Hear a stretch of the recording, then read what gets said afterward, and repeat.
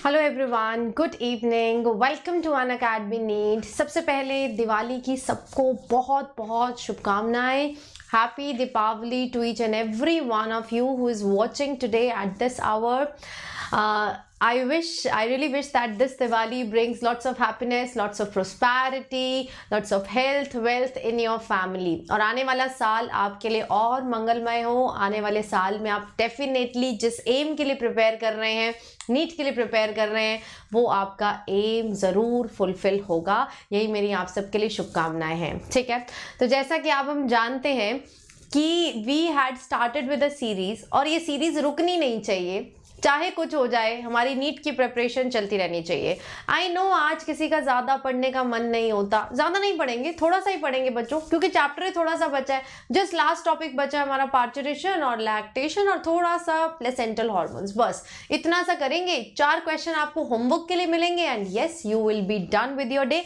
आपको हर दिन फील आनी चाहिए कि हाँ, हमने आज अपने एम के लिए, आज नीट के लिए कुछ तो किया, और आज दिवाली का दिन है, आज तो करना बनता है। आज हर शुभ काम होना चाहिए। शुभ काम में पढ़ाई भी तो एक शुभ काम है ना। तो थोड़ी सी करेंगे बच्चे। मैं जानती हूँ आप बहुत एक्साइटेड है अपनी फैमिली के साथ स्पेंड करने के लिए अपना टाइम। करना भी चाहिए बिकॉज ये दिन साल में एक बार ही आता है, बट नीट भी 2 साल में आपके लिए एक ही बार ही आएगा, उसको भी माइंड में रख के चलते जाइए। ठीक है, so let's start with our series. हमारी सीरीज कौन सी चल रही है? एनसीईआरटी रीडिंग, एनसीईआरटी विद सीप मैम, जिसमें हम एनसीईआरटी की एक एक लाइन को समझते हैं, उसमें आने वाले क्वेश्चंस देखते हैं। और अब साथ में आपको क्या मिलने शुरू हो गए? शॉर्ट नोट्स भी मिलने शुरू हो गए। जो भी एक्स्ट्रा होगा मैं साथ साथ में आपको नोट्स की तरह एनसीईआरटी में ही लिखवाती रहूंगी।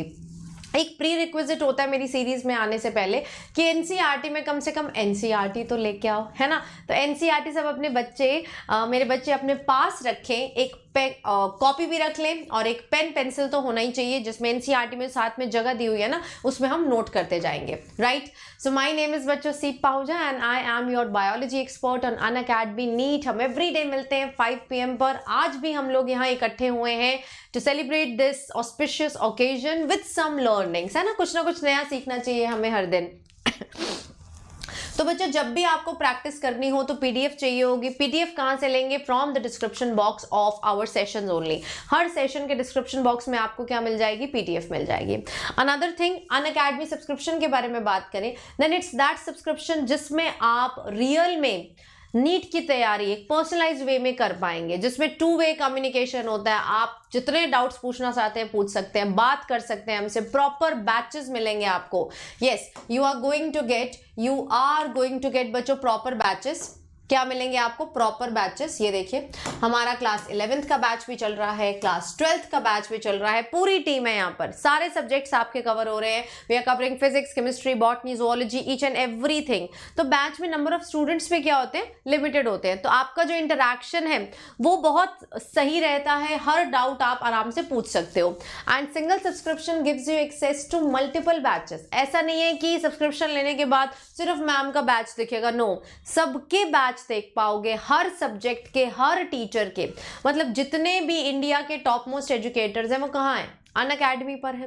तो अन अकेडमी पर उनके बैचेस हैं। तो आप एक सब्सक्रिप्शन लेने के बाद सबसे पढ़ सकते हो। अभी आपकी चॉइस है, आपकी एपेटाइट है कि आप कितने में सेटिस्फाई होते हो। आप मल्टीपल टीचर से पढ़ने पे सेटिस्फाई होते हो या फिर एक से ही आपको ज़्यादा अच्छा लगता है। ठीक है, तो जब भी सब्सक्रिप्शन लेंगे आपके सामने ही कोर्सेज आते हैं। कौन सा कोर्स आपको लेना है? 1 ईयर या फिर 2 ईयर? क्यों मैम ने ऐसा बोला?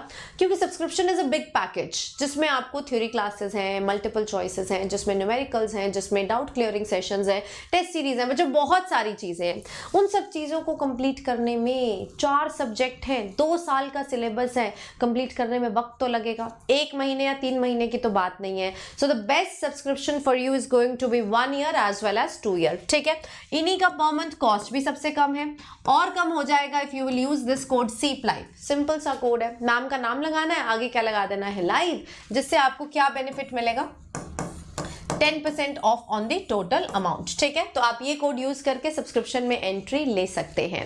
And one more subscription we are having, that is iconic, जिसमें आपको मिलता है personalised coach, and that personalised coach will help you बच्चे in making a planner for you. आपके टेस्ट का एनालिसिस करेंगे। अब वो क्यों बेहतर है? क्योंकि वो अपनी फील्ड में एक्सपर्ट हैं, they are already the ones जिन्होंने नीट बहुत अच्छे मार्क्स से क्वालिफाई किया है, तो वो आपके लिए बनाएंगे पर्सनलाइज स्ट्रैटेजी आपके अकॉर्डिंग, बिल्कुल आपकी स्ट्रेंथ और वीकनेस को देखते हुए पर्सनलाइज स्ट्रैटेजी बनेगी, जिसमें भी बच्चों दिस कोड इज एप्लीकेबल। आप ये कोड यूज करके एंट्री ले सकते हैं, 10% ऑफ मिलेगा। द कोड इज CPLIVE, ठीक है, and subscription will cost this much for 24 month. This is the actual price and it will cost this much, right? चलिए आगे चलते हैं। So starting with our series that is NCERT, जिसमें हमने कहाँ तक कर लिया था? आप जानते हैं कल हमने कर लिया था up till the process of fertilization, सारे स्टेप्स फर्टिलाइजेशन के कर लिए थे हमने। उससे पहले फीमेल रिप्रोडक्टिव सिस्टम पूरा किया था, मेंस्ट्रुअल साइकिल पूरा किया था। देन हमने ये भी देख लिया था कल कि इम्प्लांटेशन कहाँ होती है, कब होती है, क्या होता है। आज हम स्टार्ट करने वाले हैं उसके बाद का प्रोसेस, कि जब प्लेसेंटा बन रहा है, placenta which is a nutritive tissue formed in the mother's womb, जो बच्चे फीटस को क्या देता रहता है? न्यूट्रिशन देता है, एक्सक्रीशन का फंक्शन है, रेस्पिरेशन का फंक्शन है, और एक टेम्पररी एंडोक्राइन स्ट्रक्चर भी है। अब अगर वो टेम्पररी एंडोक्राइन स्ट्रक्चर है तो क्या क्या चीजें रिलीज करता है? What are the hormones which are released by the placenta? How placenta is actually connected to the fetus? बीच में क्या है? तो आज उन सब के बारे में बात करेंगे। Along with that we will also talk about parturition and lactation. उससे पहले चैप्टर स्टार्ट करने से पहले, प्लेसेंटा स्टार्ट करने से पहले, एक क्वेश्चन कल के बेस पे आंसर देना। चैट सेक्शन में सब बच्चे आंसर देंगे, और मैं चाहूंगी कि जो इसको रिकॉर्डेड फॉर्म में दे वो मुझे कमेंट सेक्शन में नंबर लिख के जरूर आंसर दे। आज बहुत सारे क्वेश्चंस भी हैं, तो मैं आपके कमेंट सेक्शन जरूर पढ़ती हूँ जो सेशन के बाद आपके लिए ओपन हो जाते हैं। ठीक है, so coming up with a question से स्टार्ट कर रहे हैं। पहला क्वेश्चन हमारा क्या है? There is no menstruation during pregnancy, ठीक है, due to high level of। Pregnancy के वक्त किसका हाई लेवल है जिसकी वजह से there is no shedding of endometrial lining? Oestrogen, progesterone, gonadotrophins या फिर GnRH? अब तक आंसर आ गया होगा। चलो एक क्वेश्चन में मैं आपकी हेल्प कर देती हूँ, बाकी के क्वेश्चंस आप मुझे आंसर लिख के बताइएगा। There is no menstruation during pregnancy। देखो मेंस्ट्रुएशन तब होगी जब प्रोजेस्टेरॉन का लेवल क्या करता है? डिक्रीज करता है, क्योंकि यही प्रोजेस्टेरॉन है विच मेंटेन्स एंडोमेट्रियल लाइनिंग, है ना? एंडोमेट्रियल लाइनिंग को मेंटेन करके रखेगा, थिक करके रखेगा, टूटने नहीं देगा, ब्रेक डाउन नहीं होने देगा। और प्रेगनेंसी के वक्त बच्चों प्रोजेस्टेरॉन का लेवल क्या होता है? हाई। देखो P for pregnancy, P for progesterone, तभी प्रोजेस्टेरॉन को क्या बोला जाता है? प्रेगनेंसी हार्मोन है, क्योंकि पूरे जेस्टेशन पीरियड में इसका लेवल क्या रहता है? हाई, जो एंडोमेट्रियम को क्या रखेगा? थिक रखेगा। इसी वजह से तो उस दौरान क्या नहीं होती? मेंस्ट्रुएशन नहीं होती। So there is no menstruation during pregnancy due to high level of progesterone, because it does not allow endometrium to break. Yes, understood. तो इसी टाइप के इजी क्वेश्चन आते हैं, इजी उनके लिए जो कॉन्सेप्ट समझ लेते हैं, डिफिकल्ट उनके लिए जिन्होंने ध्यान नहीं दिया था। चलिए आज के सेशन में पूरा ध्यान देते हैं। Starting with pregnancy and embryonic development. हम बात कर रहे थे प्लेसेंटा की, कल चालू कर दिया था कि कैसे बनेगा, क्या है। Today we will talk that why placenta is called as temporary endocrine structure. है क्या ये प्लेसेंटा बच्चों? So placenta is an temporary endocrine tissue. मैं यहाँ ऐड कर देती हूँ, परमानेंट नहीं है, क्या है? एक टेम्पररी एंडोक्राइन टिश्यू है। टेम्पररी है क्योंकि सिर्फ जेस्टेशन पीरियड में ही बनता है, हर वक्त तो फीमेल की बॉडी में नहीं होता है। And it produces several hormones. List important है, कौन कौन से हार्मोन्स प्लेसेंटा के द्वारा रिलीज होते हैं? हम लिस्ट लिख लेते हैं। प्लेसेंटल हार्मोन्स कौन कौन से हैं? First one is HCG. कौन सा है बच्चों? ह्यूमन कोरियोनिक गोनाडोट्रोफिन, HCG, जो आपके प्रेगनेंसी टेस्ट में जिसको हम चेक करते हैं, that is HCG. This HCG will take over the function of LH and it will maintain corpus luteum. किसको? पहले देखो कॉर्पस ल्यूटियम को कौन मेंटेन करके रख रहा था? LH मेंटेन करके रख रहा था. लेकिन जैसे जैसे कॉर्पस ल्यूटियम के द्वारा प्रोजेस्टेरॉन और एस्ट्रोजन बढ़ता गया तो उसको क्या मिलनी शुरू हो गई? नेगेटिव फीडबैक मिलनी शुरू होगी. तो कॉर्पस ल्यूटियम ऑलमोस्ट डीजनरेशन की स्थिति में आ गया था, होने लगा था डीजनरेट. लेकिन फिर उसको किसने बचा लिया? किसने बचा लिया? HCG ने बचा लिया. तो HCG it takes over the function of LH. यहां लिख देते हैं, इंपॉर्टेंट है, क्वेश्चंस में पूछा जाता है. It takes over the function. लिखते जाओ बच्चों, साथ साथ में आपके शॉर्ट नोट्स बन रहे हैं. यही है शॉर्ट नोट्स जो आप अपने NCERT में साथ साथ नोट करते रहेंगे. It takes over the function of LH, luteinizing hormone. ठीक है. Another hormone which is released by placenta is HPL. क्या है? HPL, human placental lactogen. क्या? लैक्टो वर्ड से क्या समझते हो? Something related to milk. That means it will help in the growth of mammary glands of female during pregnancy. क्योंकि pregnancy के बाद क्या होना है? पार्चुरेशन. पार्चुरेशन के बाद क्या होना है? लैक्टेशन. ब्रेस्ट फीडिंग का टाइम है, तो उससे पहले preparation of the memory glands is necessary which is done by human placental lactogen. So it will prepare the memory glands. Memory glands को क्या करके रखेंगे? ग्रो कराएंगे, उनमें मिल्क फॉर्मेशन को क्या करेंगे? स्टार्ट करेंगे. Another hormone which is released by placenta, that is oestrogen and progesterone. ये और कौन रिलीज कर रहे थे? आपके ओवरीज भी रिलीज कर रहे थे. लेकिन जब प्लेसेंटा बन गया तब इसको कौन स्टार्ट कर रहा है रिलीज करना? एस्ट्रोजन और प्रोजेस्टेरॉन अब हमारा प्लेसेंटा भी बना ले रहा है. क्या मतलब है इसका? That even if now you remove ovary, अगर किसी वजह से फीमेल की ओवरी रिमूव करनी पड़ जाए after 3 months, for example 9 months का जेस्टेशन है और 3 महीने बाद किसी वजह से ओवरी रिमूव करनी पड़े, तो क्या कोई इंपैक्ट होगा? देखिए, मैं आप सबसे क्वेश्चन पूछ रही हूं. The question is that if after 3 months, if we remove the ovary after 3 months, that means first trimester के बाद अगर हम ओवरीज को, दोनों ओवरीज को निकाल दें, विल प्रेगनेंसी बी अफेक्टेड और नॉट? वहीं से क्वेश्चन बना है. साथ साथ में जो इंपॉर्टेंट क्वेश्चन बनता जाएगा मैं बताती जाऊंगी, नोट करते जाओ. So even if we remove the ovary after 3 months, क्या प्रेगनेंसी को फर्क पड़ेगा? प्रेगनेंसी को तो बच्चे हार्मोन्स चाहिए थे, जो दे देगा वो चलती रहेगी. पहले कौन दे रहा था हार्मोन्स? एस्ट्रोजन प्रोजेस्टेरॉन, हमारी ओवरी दे रही थी. लेकिन 3 महीने बाद तो प्लेसेंटा इज फुली फॉर्म्ड, है ना? Placenta is fully formed. अब जो हार्मोन्स हम ओवरी से ले रहे थे, एस्ट्रोजन प्रोजेस्टेरॉन, वो कौन बनाने लग गया है? Placenta. So that means even if you remove ovaries after 3 months, it will not affect the ongoing pregnancy. So there is going to be no effect, है ना?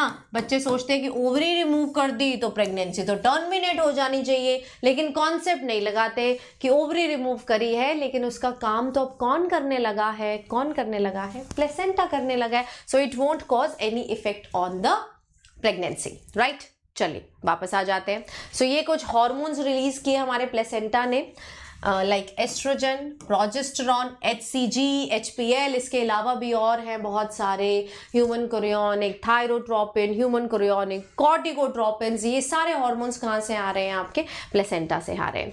ठीक है. Then there is one more hormone which is not release from placenta. Minded बच्चों, ये placenta नहीं release कर रहा है. कौन रिलीज कर रहा है? It is released bye ovary, that is relaxin.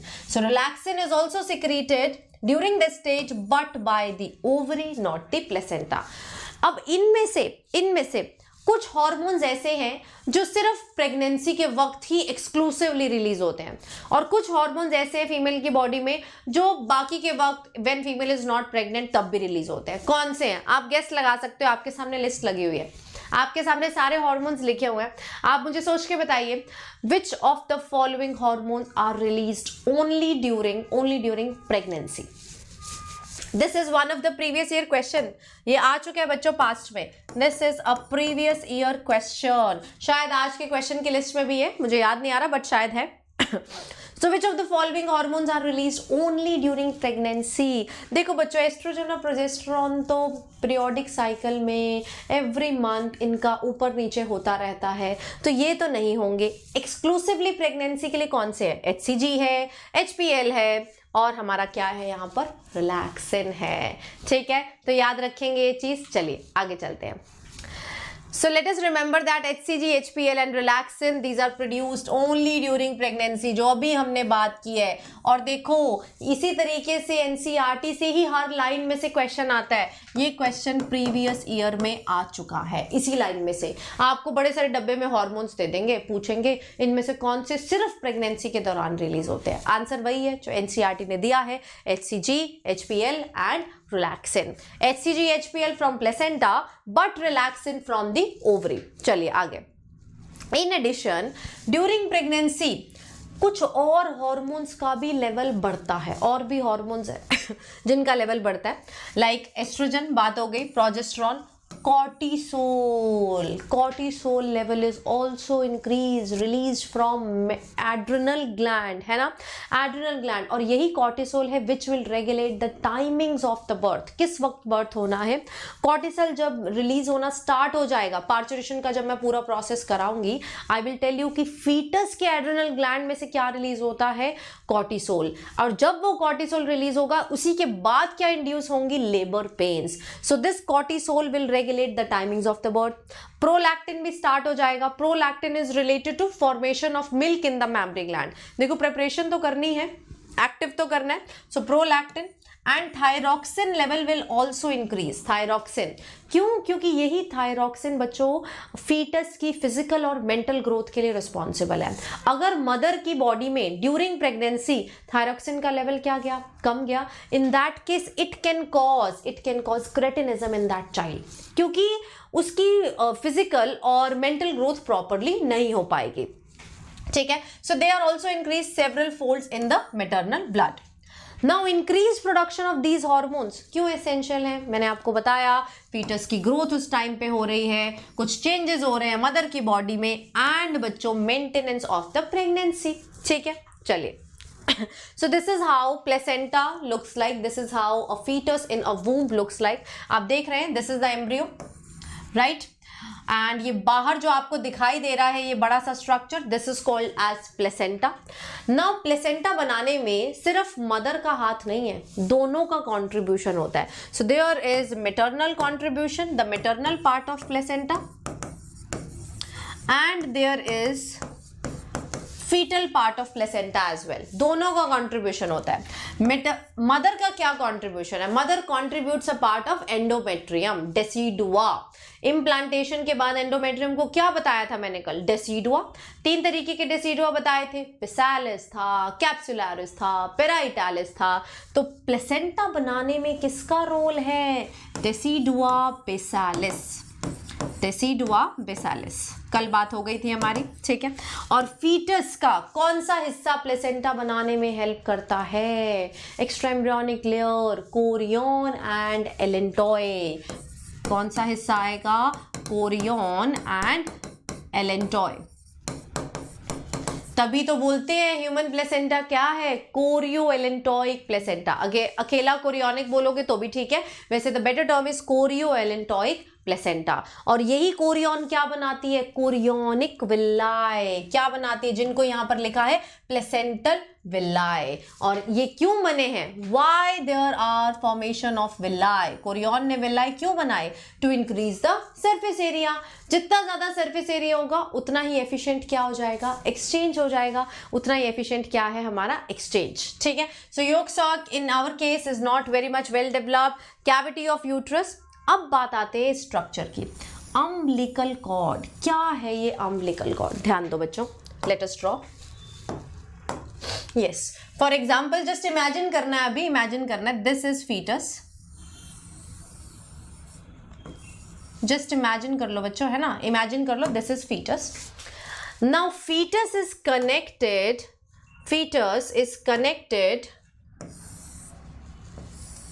to placenta via a cord. Fetus is connected to placenta via a cord which is called as umbilical cord. तो ये मैंने क्या बनाया है, प्लेसेंटा. दिस इज प्लेसेंटा, इसको ध्यान से समझना. This is foetus, the blue one is foetus, ठीक है.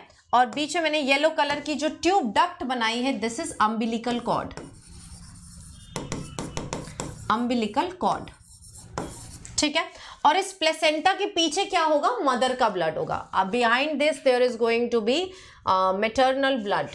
Behind this there is going to be maternal blood. That means placenta is what? It is acting as a barrier. Placenta किसका काम कर रहा है? It is acting as a barrier which will not allow maternal blood to mix with fetal blood. maternal blood को fetus के blood के साथ mix नहीं होता है क्योंकि बीच में क्या प्रेजेंट है, ये बैरियर की तरह प्रेजेंट है, ठीक है. अब फीटस आपका प्लेसेंटा के साथ कनेक्टेड है with the help of umbilical cord. अब इस अम्बिलिकल कॉर्ड में क्या क्या चीजें प्रेजेंट हैं? This umbilical cord consist of बच्चों अम्बिलिकल वेसल्स. इसके अंदर क्या है, अम्बिलिकल वेसल्स प्रेजेंट है. क्या प्रेजेंट है? Umbilical vessels, right. इसे बना देते हैं अम्बिलिकल वेसल्स, ठीक है. कौन कौन से अम्बिलिकल वेसल्स हैं? It has got umbilical artery, it has got umbilical when. लेकिन आर्टरी में यहाँ डीऑक्सीजनेटेड ब्लड होता है और वेन में यहाँ पर क्या होता है, ऑक्सीजनेटेड. क्यों? क्योंकि they are acting as pulmonary artery and pulmonary vein. वहां पर भी उल्टा सिस्टम चल रहा है. सिंस प्लेसेंटा बच्चों एक तरीके से फीटस के लंग्स का काम कर रहा है. क्यों? क्योंकि फीटस के lung during gestation period functional नहीं है, वो बाहर आकर बर्थ के बाद फंक्शनल होते हैं. तो उतने समय के लिए तो placenta is acting as foetal lung.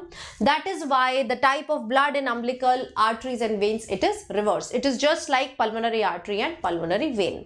अब आप सबसे एक क्वेश्चन है, मेरा सबसे एक क्वेश्चन है that in umbilical arteries and veins किसका ब्लड है? अम्बिलिकल वेसल्स में वैसे तो मैंने आंसर बता दिया, जिसने सुना होगा वो बता देंगे. अम्बिलिकल वेसल में किसका ब्लड होता है? ऑप्शन नंबर 1 100% मेटर्नल ब्लड, पूरा का पूरा मदर का ब्लड होगा. Option number 2 100% foetal blood, foetus का ब्लड होगा. तीसरा ऑप्शन भी दे देते हैं 50% मेटर्नल एंड 50% फीटल. किसका ब्लड होता है अम्बिलिकल वेसल्स में? सोच के बताओ, कम ऑन गाइस, सोच के बताइए. 100% मेटर्नल, 100% फीटल या 50-50 होता है? ये इनकी बात हो रही है, अम्बिलिकल आर्टरीज और अम्बिलिकल वेन्स की बात हो रही है. किसका ब्लड है? सोचो सोचो. फीटस का है, मदर का है या दोनों का है? अभी मैंने एक लाइन बोली थी, उस लाइन में से ही सारा आंसर. और एक वर्ड भी यहाँ लिखा है जो आपको सब एक्सप्लेन कर देगा. वर्ड मैंने यहाँ क्या लिखा है, मुझे लगता है अब तक सबने आंसर दे दिया होगा, होपफुली ठीक दिया होगा. वर्ड क्या कहता है? Placenta is a barrier. ये जो प्लेसेंटा है वो एक बैरियर है which is not allowing mixing of maternal blood with foetus blood. तो अगर ये बैरियर है तो मदर का ब्लड उठ के कैसे आएगा? यहाँ पे आ ही नहीं सकता. तो ना तो ये ऑप्शन हो सकता है, ठीक है, और ना ही हो सकता है ये वाला ऑप्शन, क्योंकि मदर का ब्लड तो बैरियर को क्रॉस करके नहीं आ सकता, दीवार फांद के नहीं आ सकता. तो अम्बिलिकल वेसल्स में सिर्फ किसका ब्लड होता है? 100% फीटल. आया मजा क्वेश्चन करके?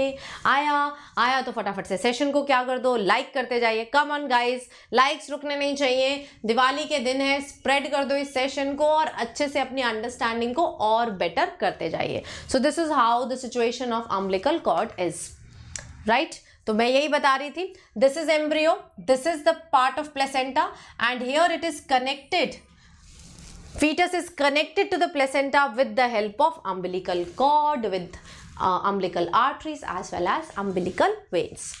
ठीक है, चलिए. सो आफ्टर इम्प्लांटेशन के बाद क्या हुआ था? The ICM differentiates into an outer layer which is called as ectoderm and an inner layer which is called as endoderm. अब ये क्या है ectoderm और endoderm? ये है एम्ब्रियो की germ layers, germinal layers. ये प्रोसेस जितना इन्होंने एक लाइन में लिख दिया ऐसे अचानक से एक लाइन में हो नहीं जाता है, पूरा प्रोसेस चलता है जिसको हम बोलते हैं गैस्ट्रुलेशन. गैस्ट्रुलेशन के बाद हमें क्या मिलती है? एम्ब्रियो की जर्म लेयर्स जिसको हम बोलते हैं ectoderm as well as endoderm. तो याद रखना है, मैं यहां लिख देती हूं आपके लिए. Gastrulation, what is gastrulation? The process of formation of embryonic germ layers. Embryonic germ layers जब बनती हैं उस प्रोसेस को हम क्या बोलते हैं? गैस्ट्रुलेशन. और गैस्ट्रुलेशन के वक्त बहुत टिपिकल मूवमेंट होती है. सेल ऊपर नीचे घूम रहे हैं, लीक कर रहे हैं, ठीक है. उन मूवमेंट्स को क्या बोलते हैं? Morphogenetic movements. Those movements are called as morphogenetic movements. ठीक है बच्चों. तो गैस्ट्रुलेशन के बाद एक्चुअल में आपकी एम्ब्रियोनिक जर्म लेयर्स बनती हैं. और ये जर्म लेयर्स आती कहाँ से? कहाँ से आती हैं? ये देखिए, ये था आपका ब्लास्टुला, है ना. बाहर क्या था? ट्रोफोब्लास्ट के सेल्स. तो ये मैंने बनाए हैं ट्रोफोब्लास्ट के सेल्स. और एक एंड पे क्या प्रेजेंट थे? इनर सेल मास, है ना, ICM. और एक कैविटी थी जिसको हमने बोला था blastocoel. So this is ICM, inner cell mass. अब इनर सेल मास के पास एक्चुअल में क्या है? स्टेम सेल्स हैं. So they are having stem cells. और यही स्टेम सेल आगे जाके बाकी के ऑर्गन्स बनाएंगे. लेकिन ऑर्गन बनाने के लिए पहले क्या बनानी पड़ेंगी? जर्म लेयर्स बनानी पड़ेंगी. याद है एनिमल किंगडम में क्या था? Diploblastic animals, triploblastic animals. तो हम क्या हैं? हम ट्रिप्लो हैं. हमारे पास एक्टोडर्म भी है, मीजोडर्म भी है और एंडोडर्म भी है. और अल्टीमेटली सारी की सारी जर्म लेयर्स इसी ICM के सेल्स से बनती हैं. यही ICM के सेल्स आगे जाकर डिफरेंशिएट हो जाते हैं इनटू 2 लेयर्स.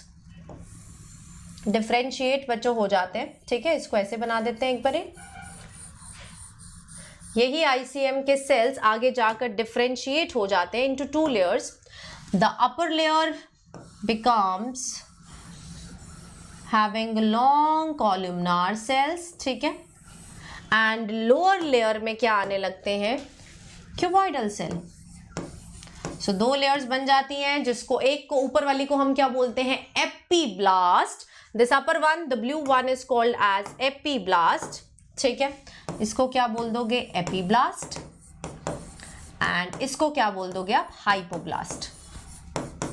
तो कई बार क्वेश्चन ये भी आ जाता है कि कॉलमनार सेल्स किसके पास होते हैं? एपीब्लास्ट या हाइपोब्लास्ट. तो आप याद रखेंगे दैट इज एपीब्लास्ट. और क्यूबॉइडल किसके होंगे? हाइपोब्लास्ट. अब इन दोनों में से एक्चुअल में कहाँ गया? इन दोनों में से एक्चुअल में जर्म लेयर्स कौन बना रहा है? एपी और हाइपो. एक्चुअल में जर्म लेयर्स बनाता है AP. So its responsibilities to form embryonic germ layers. कितनी जर्म लेयर्स है? 3. Ecto, meso, endo. पहले कौन सी बनी ये भी तो याद रखना है. पहले कौन सी बनी बच्चे? नंबर वाइज लिख देते हैं. नंबर वाइज नंबर 1 पे आपकी बनी एंडोडर्म. गैस्ट्रुलेशन के प्रोसेस में सबसे पहले कौन सी बनी? एंडोडर्म. देन बनी बच्चों मीजोडर्म. और आखिर में कौन सी बनती है? एक्टोडर्म. आखिर में कौन सी बनती है? एक्टोडर्म. क्लियर? क्लियर सबको? So gastrulation is that process which will begin by formation of primitive streak एक बनती है, जिसके बाद बच्चे सेल्स की मॉर्फोजेनेटिक मूवमेंट होती है, डीलैमिनेशन शो करते हैं और लास्ट में ब्लास्टोसील की कैविटी क्या होती है? ऑब्लिटरेट हो जाती है, जब हम बोलते हैं गैस्ट्रुलेशन का अंत हुआ. मोटा मोटा इसका जिस्ट क्या है कि गैस्ट्रुलेशन में आपके पास एम्ब्रियोनिक जर्म लेयर्स लास्ट में तैयार हो जाएंगी और यही एम्ब्रियोनिक जर्म लेयर्स आगे जाके डिफरेंट टिश्यूज बनाएंगी. ठीक है. So mesoderm soon appears between ectoderm as well as endoderm. ठीक है. चलिए, यही 3 लेयर्स क्या काम करेंगी? They will give rise to all the tissues and organs in the adult. Germ layers का यही काम होता है, सारे टिश्यूज को बनाना. टिश्यूज आगे जाके क्या बनाएंगे? ऑर्गन बनाएंगे. ठीक है.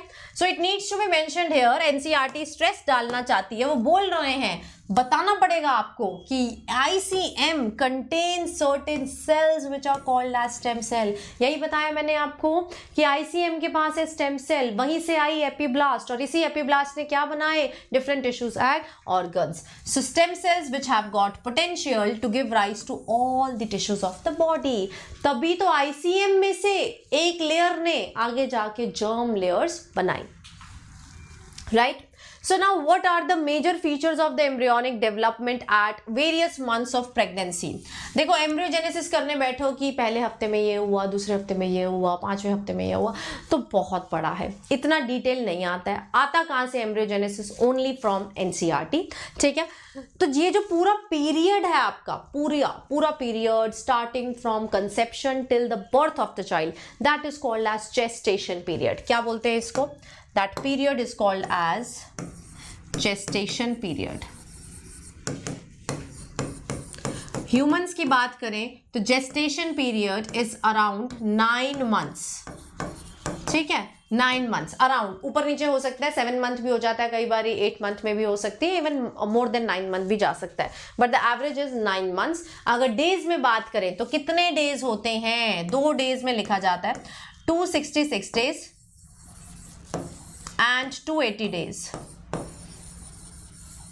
266 days कैसे कैलकुलेट करें? From the last menstrual cycle.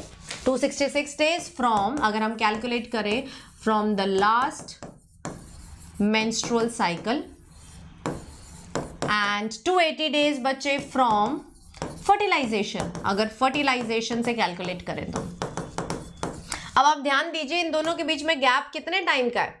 Gap कितने टाइम का है? 266 और 280 में कितने टाइम का गैप है? अराउंड 14 डेज का गैप है। ऐसा ही होता है ना कि मेंस्ट्रुएशन के 14 दिन के बाद साइकिल में क्या होता है? ओव्यूलेशन। ओव्यूलेशन होगी तभी तो क्या होगी? Fertilization. So 266 days from last menstrual cycle and 280 days from the fertilization, ठीक है। So human pregnancy last approximately 9 months. लेकिन हर एनिमल की प्रेगनेंसी इतने टाइम की नहीं होती, कुछ की ज़्यादा भी हो सकती है, कुछ की कम भी हो सकती है। जैसे ये हमसे जानना चाह रहे हैं कि डॉग्स की, एलिफेंट्स की, कैट्स की प्रेगनेंसी कितने दिन चलती है। सो बच्चों, if I talk about dogs then their pregnancy last around 60 to 65 days, ठीक है, 60 to 65 डेज। कैट्स की बात करें तो बच्चों 52 to 65 डेज। लेकिन एलिफेंट थोड़ा सा अलग है, एलिफेंट में थोड़ा सा अलग है। This elephant is having the longest gestation period, इसीलिए इसकी प्रेगनेंसी को क्या बोलते हैं? मैराथन प्रेगनेंसी चल रही है, बहुत लंबी, अराउंड 22 मंथ्स की इसका जेस्टेशन पीरियड होता है। देखो हमारा कितना है? 9 मंथ्स, 22 मंथ मतलब अप्रोक्सीमेटली 2 ईयर्स। 24 मंथ्स होते हैं ना, 2 ईयर से थोड़ा कम। इसी वजह से इसकी प्रेगनेंसी को क्या बोला जाता है बच्चों? मैराथन प्रेगनेंसी, ठीक है, मैराथन प्रेगनेंसी, राइट। चलिए, अब ह्यूमन बींग्स की अगर हम बात करें तो हर महीने कुछ ना कुछ चेंजेस हो रहे हैं, कुछ नया बन रहा है फीटस में। Now what are those changes which are happening?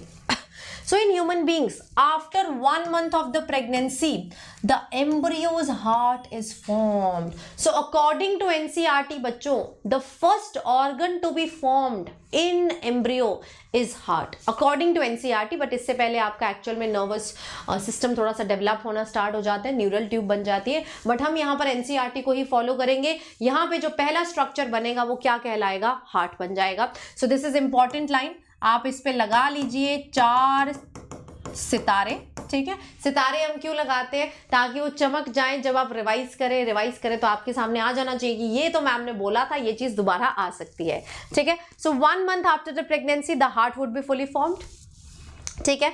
The first sign of growing foetus may be noticed by listening to the heart sounds, carefully to the stethoscope. तो 1 महीने के बाद हार्ट बन जाएगा, then it will start beating, और उस time पे stethoscope की हेल्प से आप फीटल हार्ट बीट को सुन सकते हैं।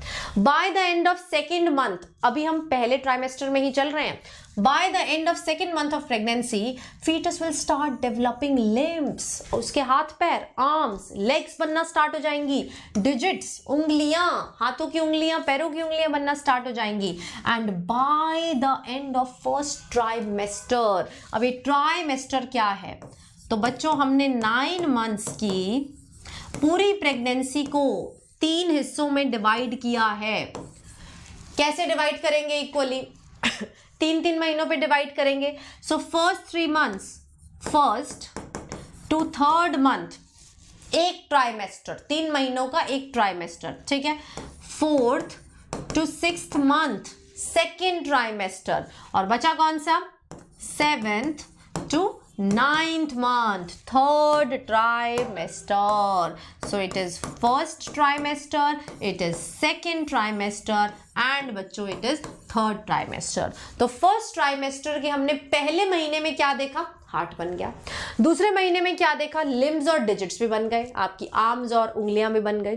एंड जब पहला ट्राइमेस्टर खत्म होने को आया, most of the major organ systems they are formed rudimentary stage में, पूरा साइज नहीं अटेन करेंगे, rudimentary stage में ऑलमोस्ट सारे organ systems बन जाते हैं। तो इससे क्या प्रूव हुआ कि इन तीनों में से most crucial trimester, most crucial one is the first trimester।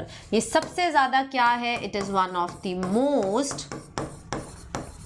crucial trimester. तो इस वक्त फीमेल की केयर, इस वक्त मदर की केयर प्रॉपरली करना बहुत आवश्यक है, बहुत आवश्यक। तो जो ड्रग्स मदर ले रही है, जो मेडिसिन ले रही है, वो बहुत ध्यान से देनी पड़ती हैं, क्योंकि एक केस पहले ऐसा हो चुका है। Let us talk about that case. तो 1950s में बच्चों फर्स्ट ट्राइमेस्टर में यूजुअली मदर क्या फील करती है? थोड़ा सा नॉजियाटिक, उल्टी वाली फीलिंग आती है ना, नॉजियाटिक फीलिंग होती है। तो उसको ठीक करने के लिए ना एक दवाई दी गई उस टाइम पर। वो दवाई क्या थी? थैलिडोमाइड। वो क्या थी? थैलिडोमाइड, ठीक है। उससे मदर में जो मॉर्निंग सिकनेस थी, नॉजिया की फीलिंग थी, वो तो खत्म हो गई।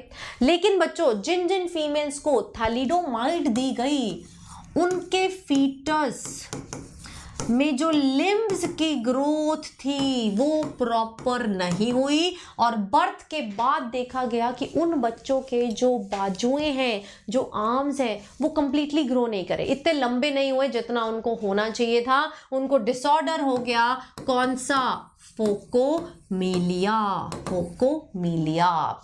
तो ऐसा क्या हुआ उस दौरान? ये जो दवाई दी गई थी, थैलिडोमाइड दिया गया है, this is a very potent teratogen. क्या है बच्चों? ये टेराटोजन।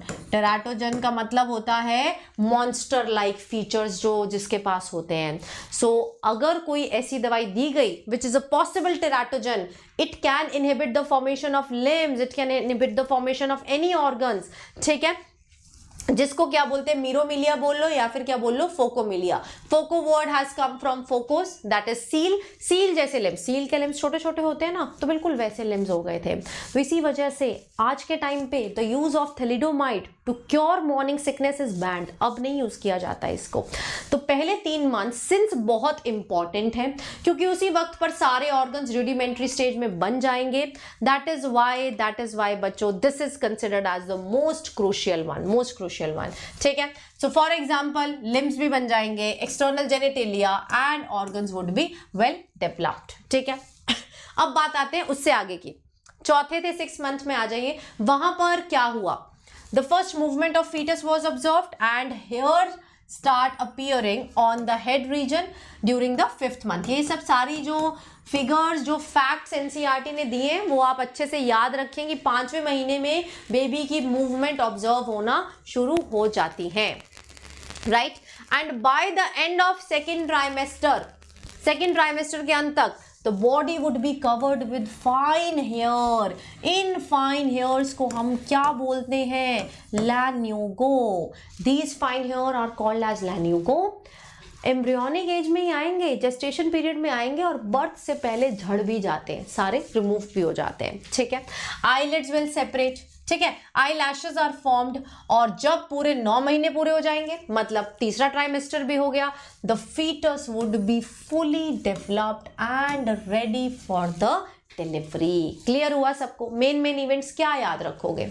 मेन इवेंट्स याद रखोगे 3 ट्राइमेस्टर। पहले ट्राइमेस्टर के पहले महीने के बाद हार्ट बन गया, दूसरे महीने के बाद लिम्स और डिजिट बन गए, और तीसरे महीने के बाद सारे ऑर्गन्स रूडिमेंट्री स्टेज में डेवलप हो गए। तभी पहला trimester is the most crucial one. Teratogen वाला कोई ड्रग नहीं देना है, थैलिडोमाइड नहीं देना है, क्योंकि उससे फोकोमिलिया हो सकता है।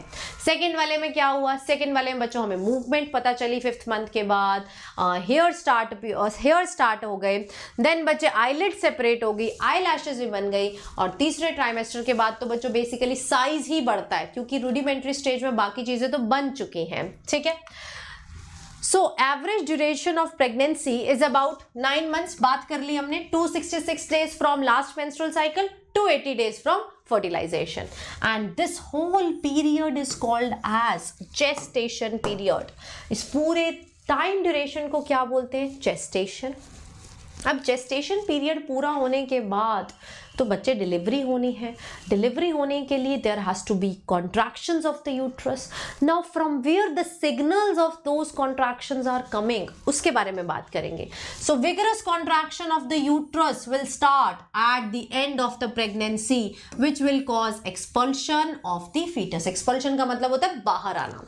यूट्रस कॉन्ट्रैक्ट करेगा तभी the fetus will come out. ठीक है, and the process of delivery और the child birth is called as parturition. तो ये जो थोड़े बायोलॉजिकल टर्म्स है ना, जेस्टेशन, पार्चुरेशन, ये आपको याद रखने पड़ेंगे। राइट बच्चों?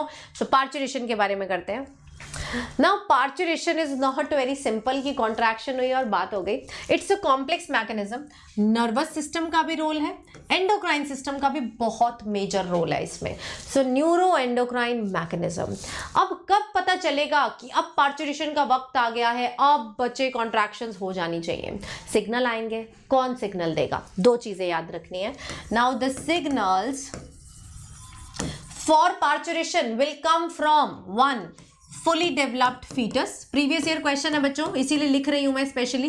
fully developed fetus plus also placenta, दोनों से सिग्नल्स आएंगे। fully developed fetus and placenta, ये लाइन भी लिखी हुई है। they will originate from 1 the fully developed fetus and second from the placenta, which will induce uterine contractions called as fetal ejection reflex। इस पे भी बना लो आप 3 या 4 सितारे। 4 सितारे वाला क्वेश्चन है कि फीटल इजेक्शन रिफ्लेक्स किसने, कैसे इंड्यूस हुआ? That is by fully developed foetus, जब वो पूरी ग्रोथ हो जाएगी, प्लस द प्लेसेंटा। अब अगर ये काम हो गया है तो अल्टीमेटली क्या होगा? There will be contractions in the uterine endometrium which will be stimulated by बच्चों release of oxytocin from the maternal pituitary। release of oxytocin बहुत important है। oxytocin कौन बनाता है? बताओ कौन बनाता है? आपने केमिकल कंट्रोल एंड कोऑर्डिनेशन में कर रखा है। Come on guys tell me, oxytocin कौन बनाता है? यस बच्चों, कौन बनाता है? मुझे चैट सेक्शन में लिख के बताते जाइए। देखो एक्टिव पार्टिसिपेशन चाहिए। आज दिवाली है, दिवाली के दिन जोश में कमी नहीं होनी चाहिए, बिल्कुल भी नहीं होनी चाहिए। ऑक्सीटोसिन बनाता तो कौन है? हाइपोथैलेमस। सिक्रीट कौन करता है? Posterior lobe of pituitary. ठीक है, सो मेटर्नल पिट्यूटरी से क्या आया? ऑक्सीटोसिन, जिसने यूट्रस की एंडोमेट्रियम को क्या किया? कॉन्स्ट्रिक्ट करना स्टार्ट कर दिया। ठीक है, so oxytocin will act on the uterine muscles and they will cause strong contractions which will stimulate further release of oxytocin। इसका क्या मतलब है कि पहले ऑक्सीटोसिन आया, फिर ऑक्सीटोसिन के आने के बाद और ऑक्सीटोसिन आ गया, मतलब ऑक्सीटोसिन का रिलीज ही इसको स्टिमुलेट कर रहा है। This type of feedback is called as, क्या बोलते हैं इसको? Positive feedback. Positive feedback. Oxytocin के आने से कॉन्ट्रैक्शंस हुई, जिससे और ऑक्सीटोसिन बढ़ रहा है, तो पॉजिटिव इफेक्ट बन रहा है, स्टिमुलेटरी इफेक्ट है। So that is called as positive feedback. ठीक है, एक्चुअल में होता क्या है? एक्चुअल में बच्चे इसमें भी 3 चीजें रोल प्ले करती हैं। 3 चीजें बात करते हैं। पहला है फीटस का रोल, ठीक है, प्लेसेंटा का रोल और mother. These three are together involved in the process of parturition. सबसे पहले थोड़ा सा डिटेल कर लेते हैं, दिवाली है थोड़ा सा डिटेल बनता है, ठीक है। तो फीटस का हाइपोथैलेमस क्या रिलीज करना शुरू करता है? एक releasing hormone, that is corticotropin releasing hormone from the hypothalamus of the foetus. Hypothalamus ने क्या रिलीज किया? CRH, कॉर्टिकोट्रोपिन रिलीजिंग हार्मोन, जो कि किसको स्टिमुलेट करेगा? एंटीरियर पिट्यूटरी को, to release adrenocorticotropin hormone ACTH from the pituitary. Fetus की बात हो रही है, फीटस का हाइपोथैलेमस CRH रिलीज करके फीटस के पिट्यूटरी से क्या रिलीज करा रहा है? ACTH आगे फीटस के एड्रिनल ग्लैंड्स पर एक्ट करेगा और क्या रिलीज करा देगा? 2 तरीके के कॉर्टिकॉइड्स। कौन से? एक तो आएगा बच्चों कॉर्टिसोल, साथ ही में क्या आ जाएंगे? DHEA सल्फेट, डिहाइड्रो एपीएंड्रोस्टेरॉन, ठीक है। ये दोनों चीजें कहां से आई? एड्रिनल ग्लैंड से। Cortisol is a glucocorticoid, DHEA is a sex corticoid. अब ये दोनों जाकर प्लेसेंटा को स्टिमुलेट करेंगे कुछ ना कुछ करने के लिए, ठीक है। सबसे पहले देखते हैं DHEA का क्या फेट है। DHEA गया प्लेसेंटा में। प्लेसेंटा के पास कुछ ऐसे एंजाइम्स थे जिसने बच्चों इस DHEA को किस में कन्वर्ट कर दिया? Estrogen. Very important point. Estrogen का अमाउंट प्लेसेंटा में क्या होता है? इंक्रीज हो जाता है। प्लेसेंटा इंक्रीज करता है एस्ट्रोजन का अमाउंट ड्यूरिंग बर्थ। तो यहाँ पे आपने देखा रेशो थोड़ी सी बिगड़ गई। अब एस्ट्रोजन टू प्रोजेस्टेरोन रेशो क्या है? बढ़ गई है। एस्ट्रोजन डोमिनेट करने लग गया। पूरी प्रेगनेंसी में प्रोजेस्टेरोन वाज डोमिनेटिंग क्योंकि वो प्रेगनेंसी हार्मोन था, लेकिन बर्थ आते वक्त कौन डोमिनेट कर गया? एस्ट्रोजन डोमिनेट कर गया, ठीक है।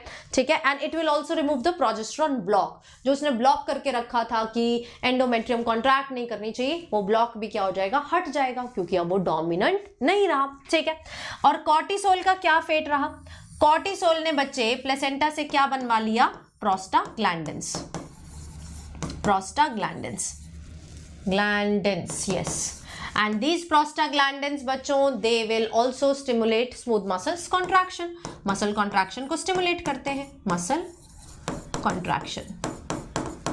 और एस्ट्रोजन क्या करेगा? एस्ट्रोजन बच्चे रिसेप्टर बढ़ाएगा। It will increase receptor on the endometrium for oxytocin, क्योंकि ऑक्सीटोसिन ने ही उस पर काम करना है। It will increase oxytocin receptors. थोड़ा सा कॉम्प्लेक्स लग रहा है बट वन बाय वन आप देखेंगे तो इजी है। Plus it will increase the number of gap junctions, ठीक है। ये हो गया। अब इनकी वजह से देखो रिसेप्टर बढ़ गए, कॉन्ट्रैक्शंस चालू हुई, है ना। कॉन्ट्रैक्शन चालू हुई तो और ऑक्सीटोसिन रिलीज होगा। कहाँ से बच्चों? More oxytocin would be release from the maternal pituitary. अब आ रहा है मदर का रोल। मैटरनल पिट्यूटरी क्या रिलीज करेगा? The major hormone that is oxytocin. देखो एस्ट्रोजन ने उसके रिसेप्टर बढ़ा दिए, गैप जंक्शंस बढ़ा दिए, जिसकी वजह से ऑक्सीटोसिन और अच्छे तरीके से पेन कॉज कर पा रहा है, कॉन्ट्रैक्ट कर पा रहा है, जिस पेन को हम क्या बोलते हैं? Labour pain. जितनी ज्यादा कॉन्ट्रैक्शन उतना ही पॉजिटिव फीडबैक जाएगा पिट्यूटरी को और वो और ऑक्सीटोसिन रिलीज कराएंगे। So this is how the neuro endocrine mechanism of parturition work. Foetus का भी रोल है, प्लेसेंटा का भी रोल है और मदर का तो रोल है ही है। अल्टीमेट आपको याद रखना है कि ऑक्सीटोसिन आएगा तभी लेबर पेन होंगी। कुछ फीमेल्स में सफिशिएंट ऑक्सीटोसिन नहीं बनता है, जिसकी वजह से लेबर पेन को इंड्यूस करना पड़ता है by giving artificial oxytocin which is called as pitocin. क्या बोलते हैं उसको? Pitocin. That will induce the labour. Clear है? सबने नोट कर लिया? इनफैक्ट मुझे लगता है आप लोगों को इसका स्क्रीनशॉट ले लेना चाहिए, क्योंकि मैंने पहले कॉर्टिसोल का भी नाम लिया था। बहुत इंपॉर्टेंट है कॉर्टिसोल का नाम, समरी में भी दिया हुआ है, which regulates the timing of the birth. तो ये सारी चीजें आप याद रखेंगे कि प्लेसेंटा क्या रिलीज कर रहा है, मदर से क्या हो रहा है, फीटस से क्या। अब आप बोलेंगे कि मैम आप यहाँ पे बियॉन्ड एनसीईआरटी चले गए, क्योंकि कई पॉइंट्स ऐसे हैं फिजियोलॉजी में जो हमें करने पड़ते हैं, जिसमें से पास्ट में क्वेश्चंस आ चुके हैं।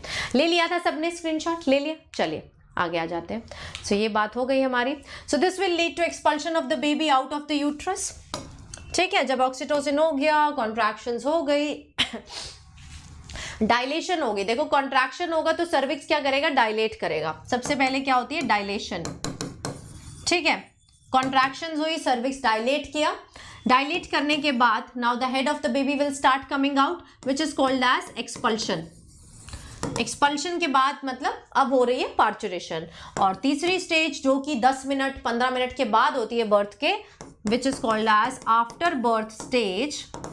और इस आफ्टर बर्थ स्टेज में क्या होता है, इस आफ्टर बर्थ स्टेज में बच्चों क्या होता है, the placenta portion, the remaining endometrium that will also come out, umbilical cord will come out. So soon after the infant is delivered, placenta को भी तो बाहर आना है ना, प्लेसेंटा को भी तो बाहर आना है। कैसे आएंगे, इस स्टेज में आएंगे, तभी तो हमारा प्लेसेंटा क्या है, डेसिडुएट, क्योंकि यहाँ पर फीटस का पार्ट भी बाहर आ रहा है और मदर का। ठीक है, so what do you think the doctors inject to induce delivery, ये मैंने आपको बता दिया, ऑक्सीटोसिन, आर्टिफिशियल ऑक्सीटोसिन, जिसको हम क्या बोलते हैं, पिटोसिन। ठीक है, अब बर्थ हो चुका है, बर्थ के बाद टाइम आता है लैक्टेशन का, it is a period of breast feeding. I hope आपको यहाँ तक क्लियर है। जिसको क्लियर है बच्चों चैट सेक्शन में बताते रहो, मुझे पता रहे, और कमेंट सेक्शन में बाद में जरूर मेंशन करके जाइएगा कि कैसा लगा, आंसर आते थे, नहीं आते थे, या क्या था। ठीक है, so now the memory glands of female undergo differentiation during pregnancy.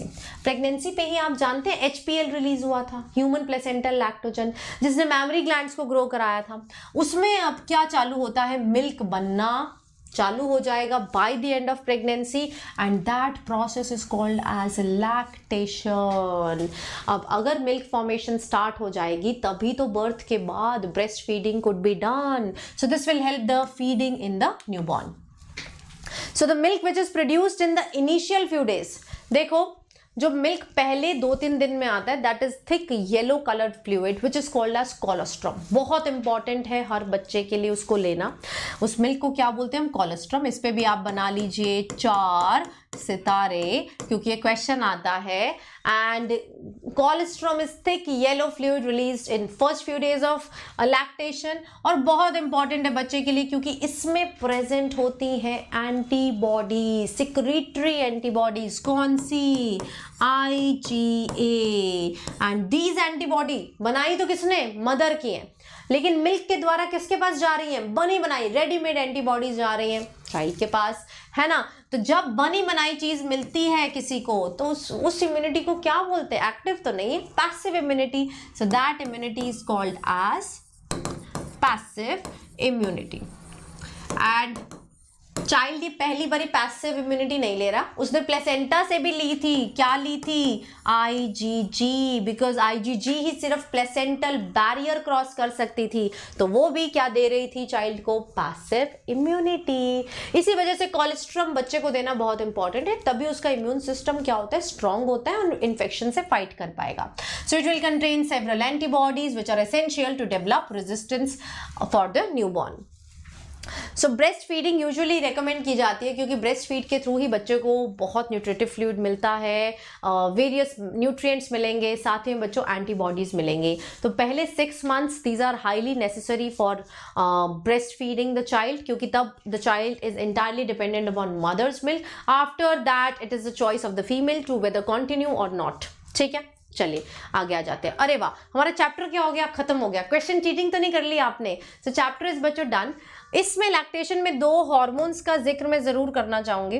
One of that is prolactin. Prolactin which is responsible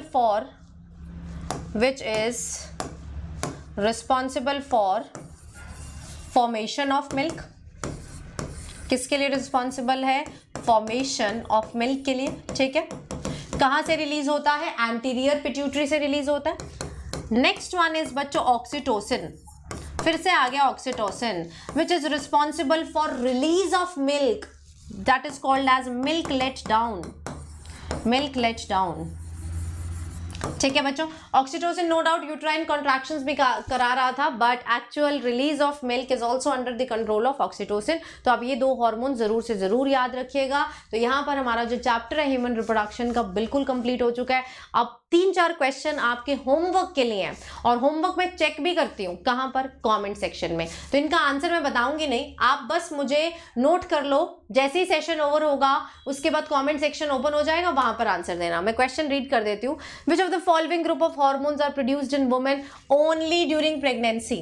मैंने आज करा दिया है वैसे, बट फिर भी HCG, HPL, relaxin, estrogen, progesterone, HCG, cortisol, prolactin, thyroxine और प्रोलैक्टिन, प्रोजेस्टेरॉन एंड HCG। इनमें से कौन से हार्मोन है जो सिर्फ ओनली ड्यूरिंग प्रेगनेंसी रिलीज होते हैं? सो दिस इज क्वेश्चन नंबर 1। आप मुझे 1A, 1B, 1C इस तरीके से आंसर लिखेंगे। नोट कर लिया? नोट कर लिया, कॉपी में नोट करते जाओ, ठीक है। Next question, foetal ejection reflex in human females is induced by amniotic fluid pressure, release of oxytocin from the pituitary, fully developed fetus and placenta, mammary gland differentiation। so ये है हमारा Diwali special question number 2। इसका answer दीजिए, come on. Chat section में तो दे ही रहे हैं मुझे पता है, लेकिन मुझे कमेंट्स में चाहिए, तभी मैम चेक कर पाएंगी, ठीक है? दे दोगे? चलिए आगे चलते हैं। विच of the following is not an important component of initiation of parturition? कौन सा इंपॉर्टेंट कंपोनेंट नहीं है पार्चुरेशन में इनिशिएट करने का? Release of prolactin, increase in estrogen and progesterone ratio, synthesis of prostaglandins और रिलीज ऑफ ऑक्सीटोसिन। बहुत अच्छे से मैंने पार्चुरेशन का आज पूरा कॉन्सेप्ट एक्सप्लेन किया, तो बताओ इसमें से कौन सा मेजर रोल प्ले नहीं करता है पार्चुरेशन में? थोड़ा टफ लग रहा है? टफ लग रहा है? मैम थोड़ी हेल्प कर दे इसमें थोड़ी हेल्प कर दे। ऑक्सीटोसिन तो रिलीज होता है, प्रोस्टाग्लैंडिन्स का भी नाम आया था, है ना, और एस्ट्रोजन से प्रोजेस्टेरॉन की रेशो बढ़ना, मतलब अब एस्ट्रोजन का लेवल क्या हो जाएगा? इंक्रीज। प्रोलैक्टिन तो बच्चे पार्चुरेशन में नहीं, ब्रेस्ट फीडिंग में, लैक्टेशन में रोल प्ले करता है। यस, तो अब तो लिख दो आंसर, अब लिख देना थर्ड का, ठीक है? चलिए, सो ये था हमारा Diwali special class. I hope आप सबने एंजॉय किया, दिवाली के दिन कुछ नया सीखा। हमारी स्पेशल क्लासेस अनअकैडमी की लर्निंग प्लेटफॉर्म पे होती है, बिल्कुल फ्री ऑफ कॉस्ट क्लासेस हैं। कल भी मैं संडे को एक स्पेशल क्लास लेने वाली हूँ 11 बजे सुबह, जिसमें मैं बात करूंगी कि आफ्टर दिवाली आपकी क्या स्ट्रैटेजी होनी चाहिए। यस, टुमारो एट 11 AM सुबह सुबह मिलेंगे। दिवाली सेलिब्रेट करने के बाद आई लास्ट कि आपकी दिवाली कैसी रही, एंड देन हम बात करेंगे कि आने वाले समय में आपको कैसे प्रिपेयर करना है, ठीक है? डेली यूट्यूब टाइमिंग्स हमारे क्या है? 5 PM, याद रखिएगा। इस वक्त हम रोज मिलते हैं एंड वी डिस्कस अच्छी अच्छी चीजें, पूरा सिलेबस कंप्लीट करने। कल मंडे को हम क्या बात करेंगे? We will talk about mechanism of vision, और उसके बाद नर्वस सिस्टम को कंप्लीट करेंगे, ठीक है?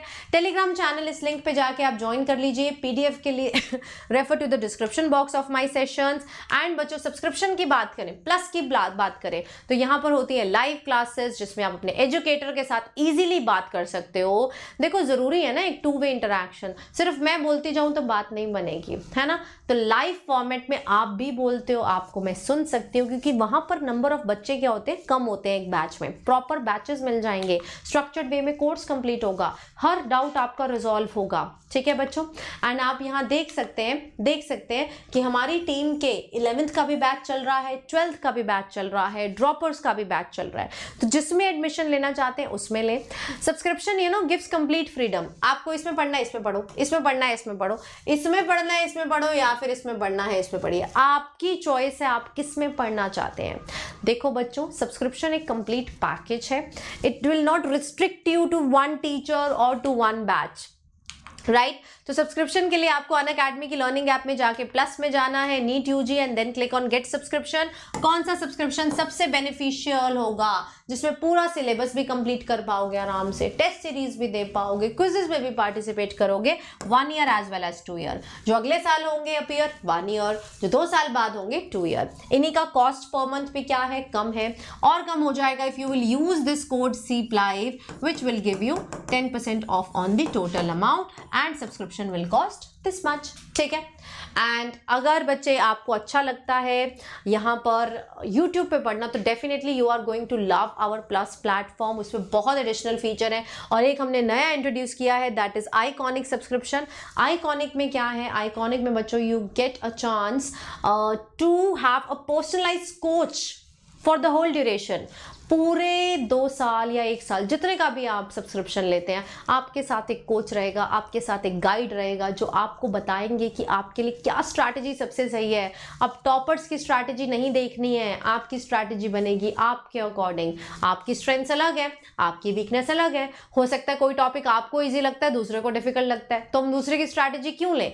अपने अकॉर्डिंग स्ट्रैटेजी बनेगी in this platform iconic subscription, ठीक है, जो कि अवेलेबल है बच्चों 1 ईयर में भी, 2 ईयर में भी, right? And if you will use this code CEEPLIFE, it will offer you 10% off in the iconic as well. तो ये जो आपका कोड है ना, मैम का कोड है, मैम का नाम है, आगे का लगा देना लाइव।